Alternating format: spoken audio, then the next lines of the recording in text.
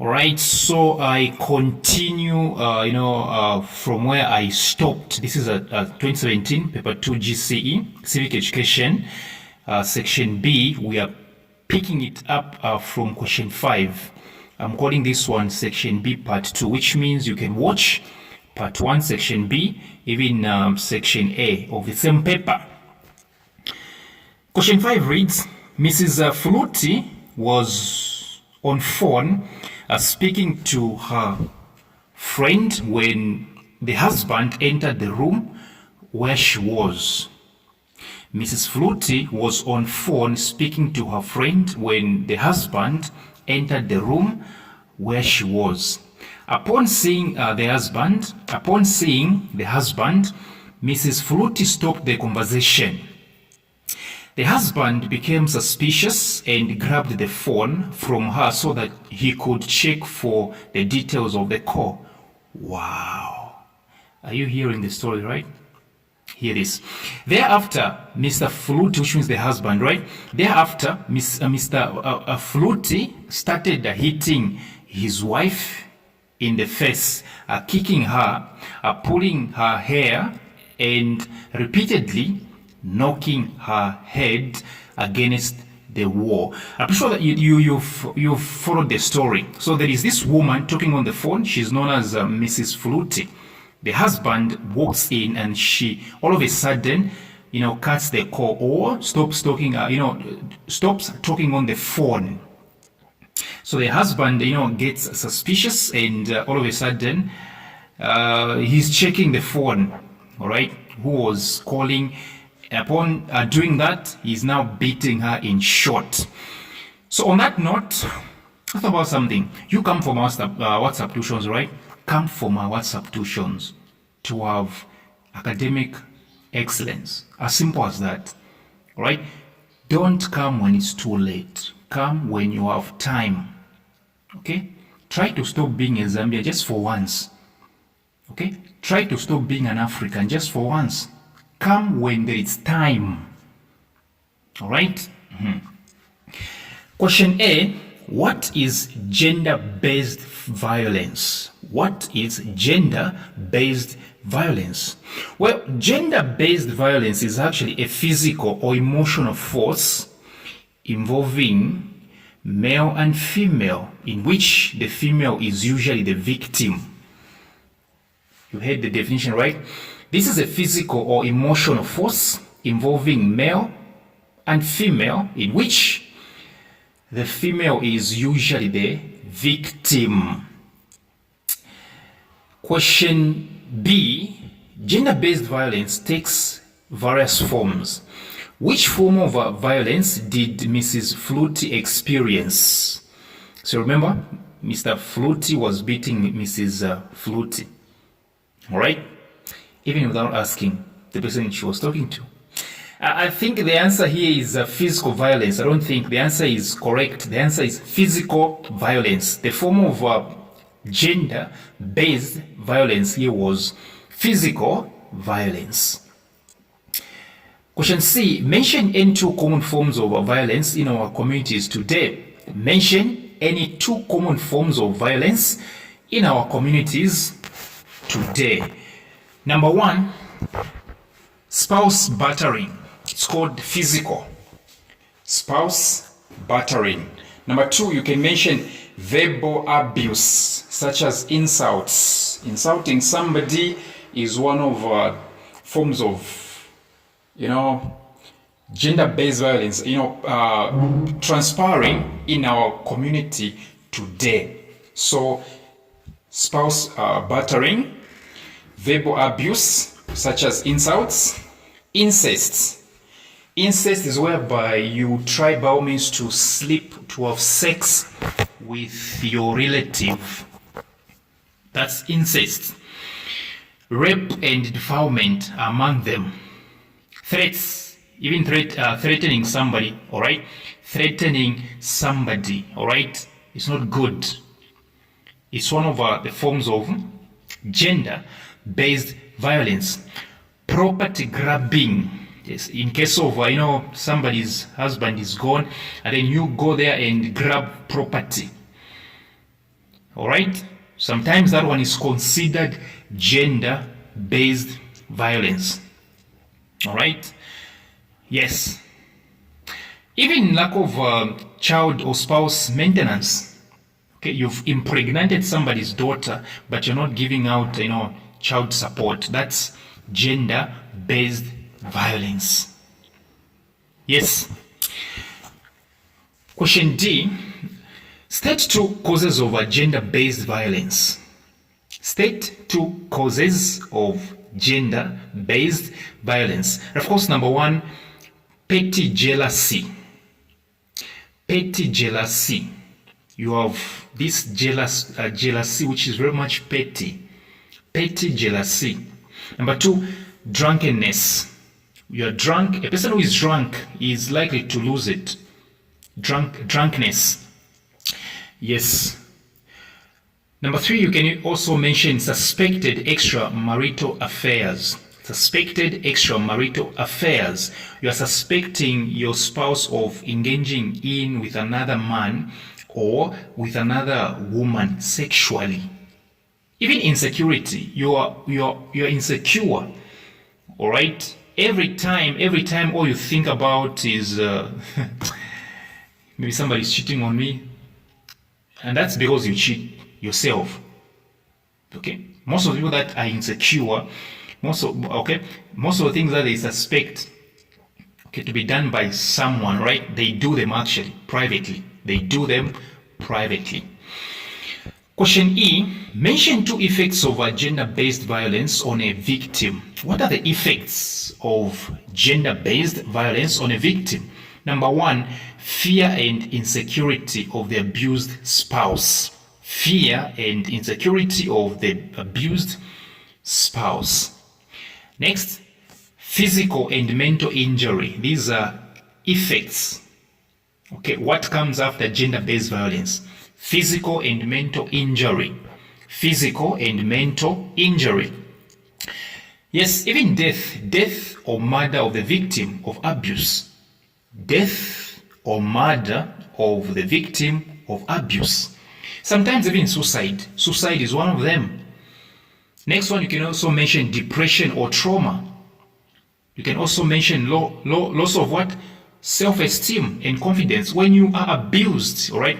When you are abused, you're going to realize that you're going to lose self-esteem and confidence. You're not going to be self-confident. You lose it. Yes. Even family disruption. In a family where there is gender-based violence, all right, there is always a disruption, such as divorce and separation. Yeah. F. Identify any 2 institutions that address gender-based violence in the community. Identify any 2 institutions that address gender-based violence in the community. Number 1, I think you know it, the Victim Support Unit, which is under the Zambia Police Service. The Victim Support Unit, which is under the Zambia Police Service. Number 2, you can also mention Young Women's Christian Association. Young Women's Christian Association, which is YWCA. You can also mention the opposite, Young Men's Christian Association. Young Men's Christian Association, which is YWCA, YMCA. That's Young Men's Christian Association. You can also mention a legal aid clinic for women. Legal aid clinic for women. Legal aid clinic for women. Question 6. Study the table below and answer the questions that follow. We have country X. So the gross domestic product of this country is 900 million kwacha. The gross national product is 480 million kwacha. And the total population of this country X is 6 million. Question A. Explain the following concepts. Gross national product. So what exactly do the terms gross national product mean? A gross national product is simply a measure of production This is a measure of production in monetary terms during a period of time. This is a measure of production in monetary terms during a period of time. Right? Yes, you simply say it is a measure of production in monetary terms during a period of time, which means it is the amount of goods and services produced within a country and accounted for in a particular year, including income from abroad. It is the amount of goods and services produced within a country and accounted for in a particular year, including income from abroad. A2, explain the concept gross domestic product. Gross domestic product. This is the total output of an economy and consists of all the accounted for goods and services that have been produced in the course of a year. This is the total output of an economy and consists of all the accounted for goods and services that have been produced in the course of a year. Which means all products and services produced within the country are added up and calculated in monetary form. How about the next one? Per capita income. Per capita income. Per capita income is simply the gross national product of a country divided by the total population. This is the gross national product of a country divided by the total population. So when you are finding per capita income, just get the gross national product. Like in this case, we have 900 million, right? 900 million divided by the population. That's how you find per capita income. This is the gross national product of a country divided by the total population. Yes. B, using the table above for country X, calculate the per capita income. It's not even per capita, it's per capita. It's not English, it's per capita income. So in short, what is the formula of per capita income? Like I'm from telling you, per capita income is the gross national product of a country divided by the total population. So you get the gross national product. If you check the table very well, you realize that the gross national product is 480 million kwacha.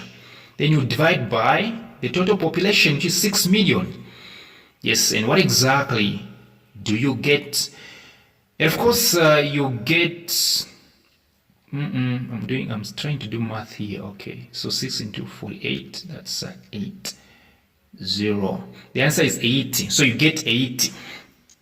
Yes, 80. So 6 million into 480 million, you get 80 as per capita. 80 kwacha as per capita income. C, give any two obstacles to the development of any country. Obstacles to the development of any country. Number 1, poverty. Number 2, high population growth. Number 3, external debts in Congole. Number 4, high death rate. When people are dying, it's called mortality rate. Mortality rate. Yes, even sicknesses, right? These cause, poor national development. Number 7, study the picture below and answer the questions that follow. What do you see here? You see water, right? And in water there is garbage, and I know it's black and white, but I think you can relate, right? I think you can relate very much. You see water, and inside we have we do have a lot of stuff actually, garbage, litter, everything. So now they're saying what environmental issue is shown in the picture above. This is called water pollution. Water has been polluted. All right, water has been polluted. So this is water pollution for real. B, what is the cause of the challenge above? In short, what causes water pollution? What causes what? water pollution, you can just say industries or factories. All right? Effluents from the mines. Effluents from the mines. Okay, effluents from the mines. Yes. C. Which two provinces of Zambia are mainly affected by the issue mentioned above? In short, where is water pollution common in Zambia? 2 provinces. All right, 2 provinces. Don't forget Copperbelt province. Yes, that's where mining is done mostly.